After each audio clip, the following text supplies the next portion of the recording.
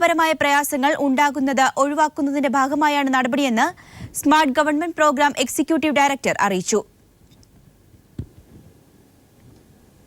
Dubai shopping ഫെസ്റ്റിവലിന്റെ ഭാഗമായി Dubai gold and jewellery ഗ്രൂപ്പിന്റെ നേതൃത്വത്തിലുള്ള സ്വർണ്ണ നറുക്കെടുപ്പിൽ വിജയികളായവരിൽ അധികവും വിദേശി സന്ദർശകർ. 32 ദിവസങ്ങളിൽ 100 വിജയികൾ. മെഗാ ഗോൾഡ് കൂപ്പൺ നറുക്കെടുപ്പിൽ വിജയികളായ സന്ദർശകരിൽ ഇന്ത്യക്കാരാണ് മുന്നിട്ടു നിൽക്കുന്നത്. ദുബായ് ഷോപ്പിംഗ് ഫെസ്റ്റിവലിന്റെ ഭാഗമായി നടത്തുന്ന മെഗാ ഗോൾഡ് കൂപ്പൺ നറുക്കെടുപ്പിന് ഇതുവരെ മികച്ച പ്രതികരണമാണ് ലഭിച്ചത്. 500 ദിർഹം വിലമതിക്കുന്ന സ്വർണ്ണാഭരണങ്ങൾ വാങ്ങുന്ന ഉപഭോക്താവിന് ഒരു കൂപ്പണും 500 ദിർഹത്തിന്റെ വജ്ര മുത്താഭരണങ്ങൾ വാങ്ങുന്ന ഉപഭോക്താവിന് 2 കൂപ്പണുകളും ലഭിക്കും. ഈ കൂപ്പണുകൾ നറുക്കിട്ടെടുത്താണ് വിജയികളെ തിരഞ്ഞെടുക്കുന്നത്. ഒന്നാം സമ്മാന വിജയിക്ക് 1 കിലോഗ്രാം സ്വർണവും, രണ്ടാം സ്ഥാനക്കാർക്ക് 1/2 കിലോ സ്വർണവും, മൂന്നാം സ്ഥാനത്തിന് 1/4 കിലോ സ്വർണവുമാണ് നൽകുന്നത്. പദ്ധതിയുടെ ഭാഗമായി സമ്മാനങ്ങൾ ലഭിച്ചവരിൽ അധികവും ഇന്ത്യക്കാരായിരുന്നുവെന്ന് Dubai gold and jewellery group general manager Tommy Joseph അറിയിച്ചു. യൂറോപ്പ്, ചൈന, സൗദി അറേബ്യ തുടങ്ങിയ രാജ്യങ്ങളിൽ നിന്നുള്ളവർ തൊട്ടുപിന്നിലുണ്ട്. 56 കിലോ സ്വർണമാണ് സമ്മാനമായി ആകെ വിതരണം ചെയ്യുന്നത്. ആകർഷകമായ ഘടകം Dubai gold and jewellery group നടത്തുന്ന മെഗാ ഗോൾഡ് നറുക്കെടുപ്പാണെന്നും അധികൃതർ അറിയിച്ചു. News bureau, Dubai.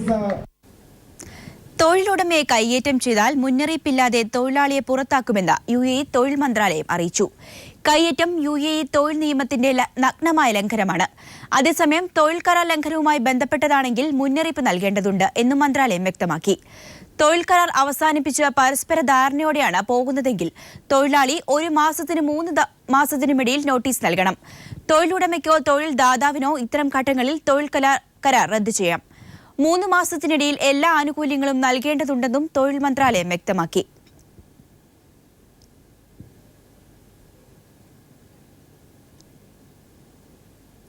അബ്കൈക്ക് നവോദയ സാംസ്കാരിക വേദി കുടുംബവേദിയുടെ ആഭിമുഖ്യത്തിൽ കുട്ടികൾക്കായി ചിത്രരചനാ മത്സരം സംഘടിപ്പിച്ചു.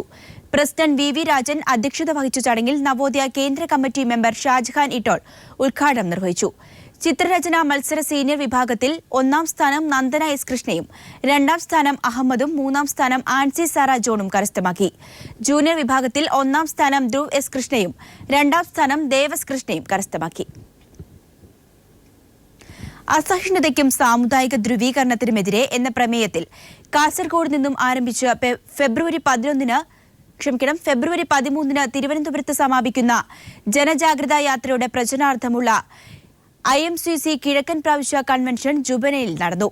ജനജാഗ്രതാ യാത്രയുമായി ബന്ധപ്പെട്ട് IMCC GCC കമ്മിറ്റി തയ്യാറാക്കിയ തീം സോങ് മാറ്റൊലി CD-യുടെ ദമാം മേഖലാ പ്രകാശനവും നടന്നു. ദമാം OICC മലപ്പുറം ജില്ലാ കമ്മിറ്റിയുടെ വനിതാവേദി രൂപീകരിച്ചു. രക്ഷാധികാരിയായി മുംതാസ് അഹമ്മദ് പുളിക്കൽ, സക്കീന ഹമീദ് എന്നിവരെയും, പ്രസിഡന്റായി സഫിയ അബ്ബാസ്, ജനറൽ സെക്രട്ടറിയായി ഷജില ഹമീദ് എന്നിവരെയും തെരഞ്ഞെടുത്തു. OICC zone vice president Chandramohan, Malappuram ജില്ലാ president Hameed Chalil, general secretary Bappu Anakkayam എന്നിവർ സംസാരിച്ചു.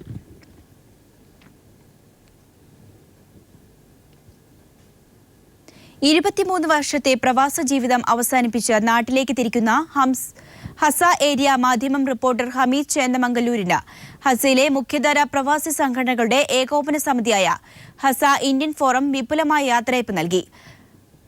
ഹൈഫ് ചെയർമാൻ M. നാസർ മദനി അധ്യക്ഷത വഹിച്ചു. ഹൈഫിന്റെ ഉപഹാരം ചെയർമാൻ നാസർ മദനിയും ഹനീഫ മൂവാറ്റുപുഴയും ചേർന്ന് ഹമീദിന് കൈമാറി.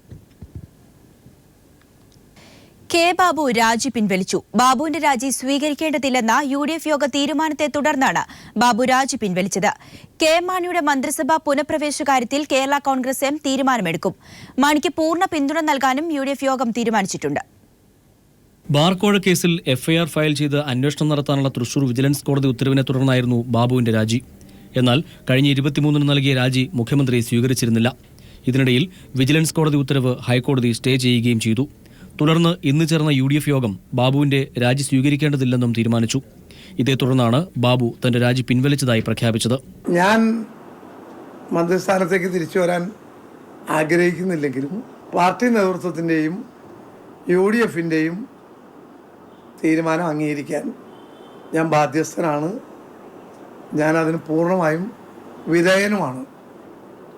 ആ സാഹചര്യത്തിൽ ഞാൻ ഓഫർ ചെയ്ത രാജി പിൻവലിക്കാൻ ഞാൻ നിർബന്ധിതരായിരിക്കുകയാണ്. ബാബുവിന്റെ രാജി സ്വീകരിക്കേണ്ടതില്ലെന്ന മുഖ്യമന്ത്രിയുടെ നിലപാട് UDF യോഗം അംഗീകരിക്കുകയായിരുന്നുവെന്ന് കൺവീനർ PP തങ്കച്ചനും വ്യക്തമാക്കി. KM മാണി മന്ത്രിസഭയിലേക്ക് തിരികെ എത്തണമെന്നും UDF യോഗം ആവശ്യപ്പെട്ടു. നിയമവശങ്ങൾ പരിശോധിച്ചാവണം ഇതെന്നും UDF നിർദ്ദേശിച്ചിട്ടുണ്ട്. ഇന്നത്തെ UDF യോഗത്തിൽ KM മാണി പങ്കെടുത്തിരുന്നില്ല. UDF convener PP Thankachan Mani sir UDFിലേക്ക് മന്ത്രിസ്ഥാനത്തേക്ക് മടങ്ങി വരണം എന്നാണ് UDFിൻ്റെ ആഗ്രഹം. അതിൽ കോടതിയിൽ എന്തെങ്കിലും നിയമ നടക്കുന്നുണ്ടെങ്കിൽ അതുകൂടി നോക്കിയിട്ട് എത്രയും പെട്ടെന്ന് മടങ്ങി വരണം എന്ന് UDF ആവശ്യപ്പെടുകയാണ്. മന്ത്രിസഭയിലേക്ക് UDF ക്ഷണിച്ചതിൽ നന്ദിയുണ്ടെന്നും പാർട്ടിയുമായി ആലോചിച്ച് തീരുമാനമെടുക്കുമെന്നും KM മാണി വ്യക്തമാക്കി.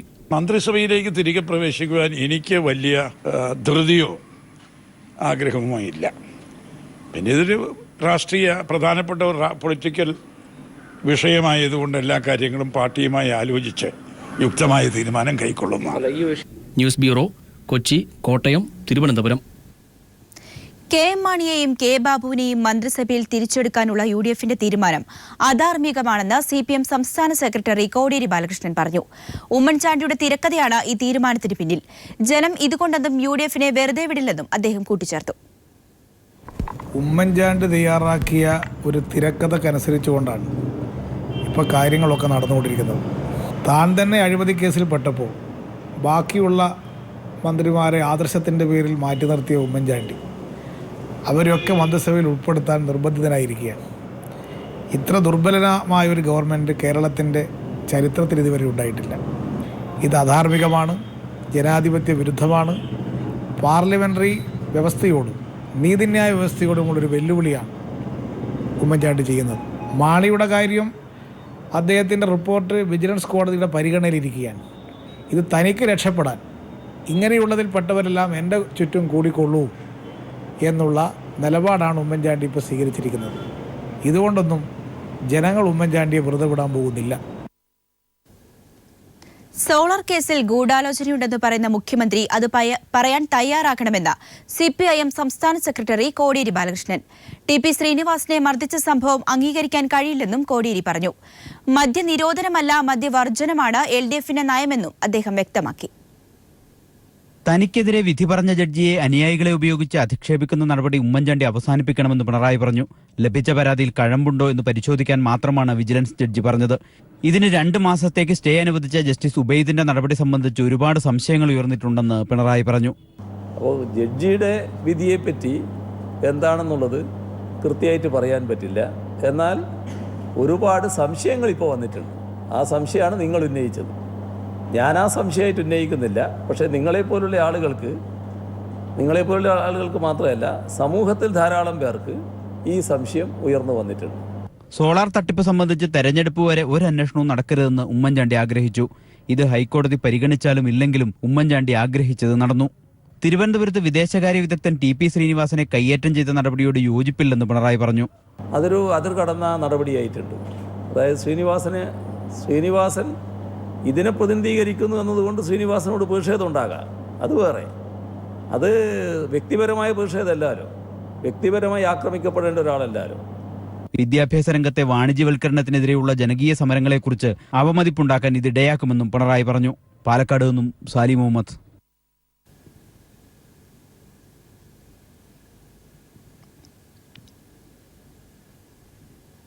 ബിജു രാധാകൃഷ്ണനെ കാണാൻ ഇന്ന് വൈകിട്ട് ചിലർ പൂജപ്പുര ജയിലിലെത്തിയതിൽ ദുരൂഹത. എറണാകുളം സ്വദേശികളായ 3 പേരാണ് ജയിലിലെത്തിയത്. എന്നാൽ ഇവരിൽ ഒരാൾ മാത്രമാണ് ജയിലിനുള്ളിൽ കടന്ന് ബിജുവിനെ കണ്ടത്. ബിജുവിന്റെ മനസ്സ് മാറ്റിക്കുന്നതിന് വേണ്ടിയാണ് ഇവർ എത്തിയതെന്നാണ് സൂചന. പൂജപ്പുര ജയിലിനുള്ളിൽ തടവിൽ കഴിയുന്ന ബിജു രാധാകൃഷ്ണനെ കാണാനാണ് 3 പേർ എത്തിയത്. മൂവാറ്റുപുഴ സ്വദേശികളായി ഇവർ ജയിലിലെത്തിയെങ്കിലും ഒരാൾ മാത്രമാണ് ജയിലിനുള്ളിൽ കടന്നത്. ജയിലിനുള്ളിൽ ഇവർ എത്തിയതായി ജയിലധികാരികൾ പീപ്പിൾ ടിവിയോട് സ്ഥിരീകരിച്ചു. ഹലോ, പറഞ്ഞോളൂ. ബിജു രാധാകൃഷ്ണനെ കാണാൻ വേണ്ടി 3 പേര് പെർമിഷൻ ചോദിച്ചിട്ടുണ്ടോ ഇപ്പോ? അതാരൊക്കെയാണ്? അതാരാ സാർ? അതിന്റെ ഡേറ്റ് ഇല്ലല്ലോ, ഓഫീസൊക്കെ അടുത്ത് പോയല്ലോ ഇപ്പം. അതെ അല്ലേ? എപ്പോഴാണ് ടൈം ചോദിച്ചിരിക്കുന്നത്? അവർ കണ്ടിട്ട് പോയല്ലോ. വൈകിട്ട് 4:53 ജയിലിനുള്ളിലെത്തിയ ഇവരുടെ ബിജു രാധാകൃഷ്ണനുമായുള്ള കൂടിക്കാഴ്ച 8 മിനിറ്റ് നേരം നീണ്ടുനിന്നു. സരിതാ നായർ മുഖ്യമന്ത്രിക്കെതിരെ സോളാർ കമ്മീഷൻ മുമ്പാകെ വെളിപ്പെടുത്തലുകൾ നടത്തിക്കൊണ്ടിരിക്കുന്ന പശ്ചാത്തലത്തിൽ ബിജുവിന്റെ മനസ്സുമാറ്റി അനുകൂല മൊഴി ലഭ്യമാക്കാൻ വേണ്ടിയാണ് ഇവർ എത്തിയെന്നാണ് സൂചന. News bureau, Thiruvananthapuram. സോളാർ കമ്മീഷനിൽ മൊഴി നൽകുന്നതിന് 2 ആഴ്ച മുൻപ് മുഖ്യമന്ത്രിയെ താൻ വിളിച്ചിരുന്നുവെന്ന് സരിത. പണം തിരികെ കിട്ടാനുള്ള അവസാന ശ്രമമായാണ് മുഖ്യമന്ത്രിയെ വിളിച്ചത്. സോളാർ പദ്ധതിക്ക് ടെൻഡർ ലഭിച്ച സുരാന വെഞ്ചേഴ്സിന്റെ ഉപകരണങ്ങൾക്ക് നിലവാരമില്ലെന്ന് കണ്ടാണ് അനർട്ട് ഇവർക്ക് തുക പിടിച്ചുവെച്ചത്. എന്നാൽ മുഖ്യമന്ത്രിയും ആര്യാടനും ഇടപെട്ട് അനർട്ടിനെ കൊണ്ട് തുക കൊടുപ്പിച്ചുവെന്നും സരിത പീപ്പിൾ ടിവിയുടെ അന്യോന്യം പരിപാടിയിൽ വെളിപ്പെടുത്തി. നഷ്ടപ്പെട്ട പണം തിരികെ ലഭിക്കാനുള്ള അവസാന ശ്രമമെന്ന നിലയിലാണ് മുഖ്യമന്ത്രിയെ താൻ 2 ആഴ്ച മുൻപ് വിളിച്ചത്. അദ്ദേഹത്തിന്റെ പൊളിറ്റിക്കൽ സെക്രട്ടറി വാസുദേവ ശർമ്മയുടെ ഫോണിലാണ് മുഖ്യമന്ത്രിയുമായി സംസാരിച്ചത്. ഇതിന്റെ ഫോൺ രേഖകൾ കയ്യിലുണ്ടെന്നും അത് കമ്മീഷനിൽ ഹാജരാക്കാൻ തയ്യാറാണെന്നും സരിത പറഞ്ഞു. ഞാൻ മുഖ്യമന്ത്രിയോട് 2 ആഴ്ച മുമ്പ് സംസാരിച്ചിരുന്നു. അതായത് ലാസ്റ്റ് ഒരു അറ്റംപ്റ്റ് ആണ് ശർമ്മ സാറിന്റെ ഫോണിൽ അദ്ദേഹം വന്നത്. അപ്പോൾ സംസാരിച്ചു. ഇതിന്റെ തീയതിയൊക്കെ എല്ലാം ഉണ്ട്. അതിലൊന്നും ഒരു തെളിവ് കൊടുക്കാൻ തയ്യാറാണ്. സോളാർ പദ്ധതിക്ക് ടെൻഡർ ലഭിച്ച ടീം സോളാറിന്റെ മാതൃ കമ്പനിയായ സുരാന വെഞ്ചേഴ്സിന്റെ ഉപകരണങ്ങൾ നിലവാരമില്ലാത്തതാണെന്ന് കണ്ട് അനർട്ട് ഇവർക്കുള്ള തുക തടഞ്ഞുവെച്ചു. എന്നാൽ മുഖ്യമന്ത്രിയും ആര്യാടനും ഇടപെട്ട് അനർട്ടിനെ കൊണ്ട് 35 ലക്ഷം രൂപ സുരാന വെഞ്ചേഴ്സിന് കൊടുപ്പിക്കുകയായിരുന്നുവെന്നും സരിത വെളിപ്പെടുത്തി. സുരാന വെഞ്ചേഴ്സ് കൊടുത്ത പ്രോഡക്ട്സ് പിന്നെ അപ് ടു ദ മാർക്ക് അല്ല എന്നും പറഞ്ഞിട്ട് അനർട്ടിലൊരു റിപ്പോർട്ടുണ്ട്. അതുകൊണ്ടാണ് അനർട്ട് 35 ലക്ഷം രൂപയുടെ കുടിശ്ശിക പിടിച്ചു വെച്ചത്. മുഖ്യമന്ത്രി ഇടപെട്ട് സാറും 23 ദിവസത്തിനുള്ളിൽ റിലീസ് ചെയ്തു. അബ്ദുള്ളക്കുട്ടിക്കെതിരെ കേസ് കൊടുപ്പിച്ചതും പിന്നീട് പിൻവലിക്കാൻ നിർദ്ദേശിച്ചതുമെല്ലാം തമ്പാനൂർ രവിയും ബെന്നി ബെഹനാനും ചേർന്നാണ്. സംസ്കാരശൂന്യമായി തന്നോട് മുഖ്യമന്ത്രി ഉമ്മൻചാണ്ടി പെരുമാറിയിട്ടില്ലാത്തതിനാൽ അദ്ദേഹം പിതൃതുല്യനും അതേസമയം തന്നിൽ നിന്ന് കോഴ വാങ്ങി പറ്റിച്ചിട്ടുണ്ടെന്നും സരിത ആവർത്തിച്ചു. News bureau, Kochi. കോടതി വിധികൾ മാധ്യമങ്ങൾക്ക് വിമർശിക്കാമെന്ന് ജസ്റ്റിസ് കെമാൽ പാഷ. വിമർശനമുണ്ടായാലേ നല്ല വിധികൾ ഉണ്ടാകുമെന്നും വിധി പറയുന്ന ജഡ്ജിമാരുടെ ബന്ധുത്വം പറയുന്നത് ശരിയല്ലെന്നും കെമാൽ പാഷ പറഞ്ഞു. അറിയാൻ വയ്യാത്ത ആളുകളടുത്ത് ജഡ്ജ്മെന്റിന്റെ അഭിപ്രായം ചോദിച്ചു കഴിഞ്ഞാൽ ഒരുപാട് ബുദ്ധിമുട്ടുകളാകും. വിളിച്ചു പറയും, അത് മറ്റേ ആള് ഇന്ന ബന്ധുവാണ്, അതുകൊണ്ടാണ് ഇങ്ങനെ വന്നത്, ഇതൊക്കെ അങ്ങ് പറയുന്നത് വളരെ വിവരക്കെടാ വിളിച്ചു പറയുന്നത്. അതാ ഞാൻ പറഞ്ഞ അങ്ങനെ പറഞ്ഞു പോകും. അതുകൊണ്ട് ആ വിചാരണ നല്ലതല്ല.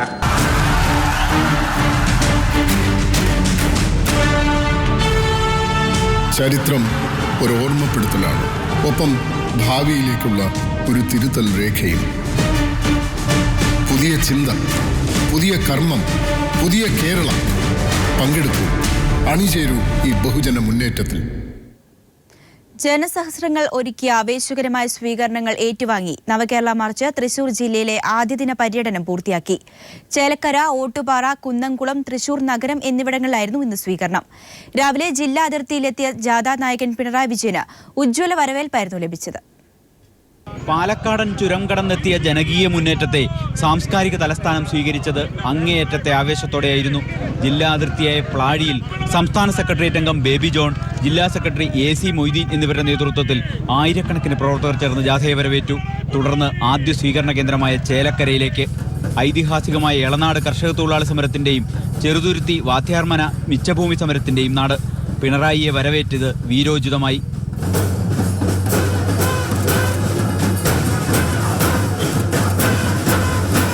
തനിക്കെതിരെ വിധി പറഞ്ഞ ജഡ്ജിയെ അനുയായികളെ ഉപയോഗിച്ച് അധിക്ഷേപിക്കുന്ന നടപടി ഉമ്മൻചാണ്ടി അവസാനിപ്പിക്കണമെന്ന് പിണറായി യോഗത്തിൽ പറഞ്ഞു.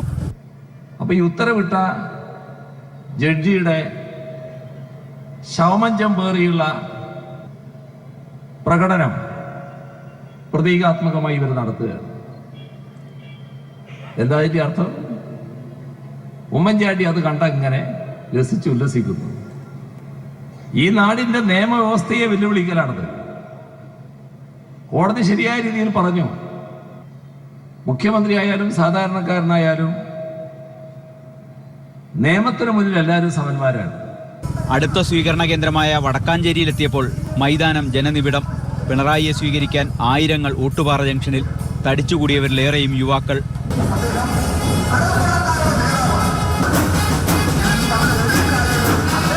മുഖ്യമന്ത്രിക്കെതിരെ പ്രതിഷേധിക്കുന്നവരെ തല്ലിയൊതുക്കുന്ന സർക്കാർ നിലപാടിനെതിരെ മുന്നറിയിപ്പുമായി പിണറായി.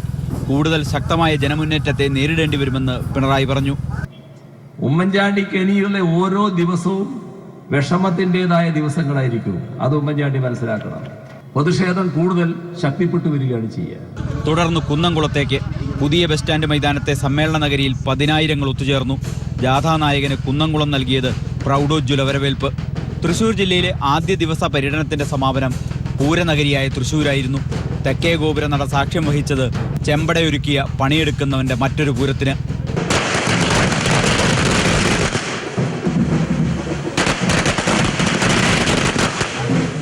ജാഥ നാളെയും തൃശൂർ ജില്ലയിൽ പര്യടനം തുടരും.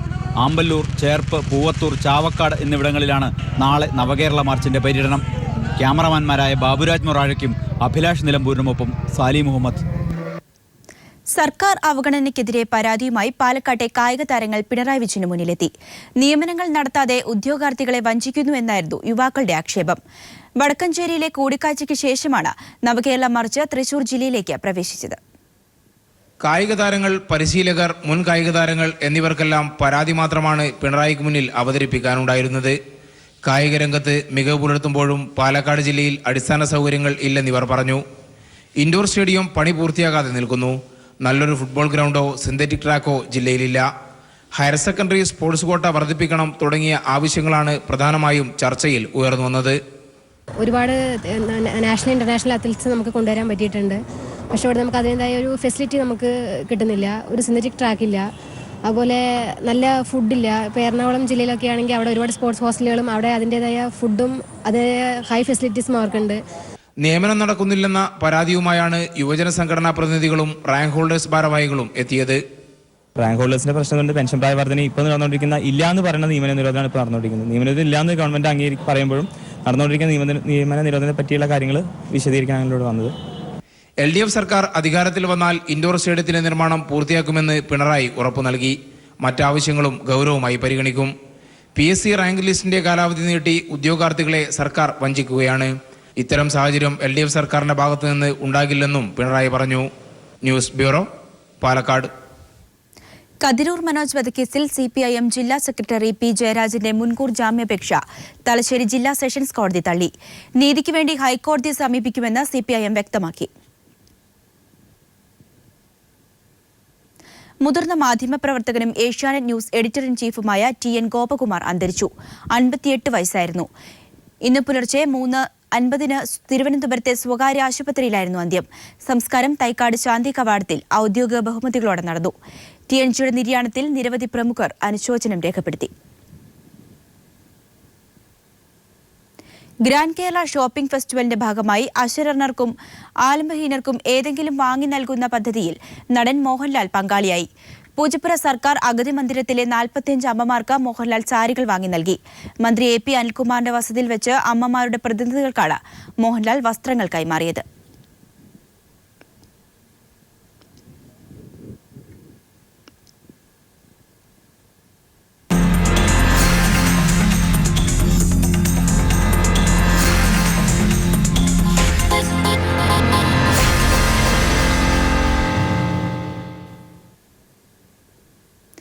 ദേശീയ സ്കൂൾ കായികമേളയുടെ 2ാം ദിനത്തിൽ കേരളത്തിന് 4 സ്വർണം. ട്രാക്കിലും ഫീൽഡിലുമായി ഭേദപ്പെട്ട പ്രകടനം കാഴ്ചവെച്ചെങ്കിലും കിരീടത്തിനായുള്ള പോരാട്ടത്തിന് ഈ പ്രകടനം മതിയാകുമോ എന്ന ആശങ്ക ഉയരുന്നുണ്ട്. കേരളത്തിന്റെ ദിവ്യ മോഹൻ പോൾ വാൾട്ടിൽ ദേശീയ റെക്കോർഡിനൊപ്പമുള്ള പ്രകടനം പുറത്തെടുത്തത് മേളയുടെ 2ാം ദിനത്തെ ആവേശഭരിതമാക്കി. ദേശീയ സ്കൂൾ കായികമേളയുടെ ആദ്യ ദിനത്തിൽ ട്രാക്കിൽ നിന്ന് മെഡൽ വാരിയ കേരളം വലിയ പ്രതീക്ഷകളുമായാണ് 2ാം ദിനത്തിൽ ട്രാക്കിലിറങ്ങിയത്. എന്നാൽ 400 മീറ്റർ മത്സരത്തിൽ 2 സ്വർണവും ഓരോ വെള്ളിയും വെങ്കലവും കൊണ്ട് തൃപ്തിപ്പെടേണ്ടി വന്നു. ജൂനിയർ വിഭാഗം പെൺകുട്ടികളിൽ ഉഷാ സ്കൂളിൽ നിന്നുള്ള സ്നേഹയും സീനിയർ പെൺകുട്ടികളിൽ ഉഷാ സ്കൂളിൽ നിന്ന് തന്നെയുള്ള ഷഹർബാന സിദ്ദിഖുമാണ് സ്വർണം ഓടിയെടുത്തത്. സബ് ജൂനിയർ പെൺകുട്ടികളിൽ ചിത്ര വെള്ളിയും ചാന്ദിനി വെങ്കലവും നേടി. സബ് ജൂനിയർ ആൺകുട്ടികളുടെ ഫൈനലിലേക്ക് കേരളത്തിലെ താരങ്ങൾക്ക് യോഗ്യത നേടാനായില്ല. അതേസമയം ഫീൽഡിൽ നിന്ന് അപ്രതീക്ഷിതമായി 3 സുവർണ്ണ നേട്ടങ്ങൾ കേരളത്തിന് സ്വന്തമായി.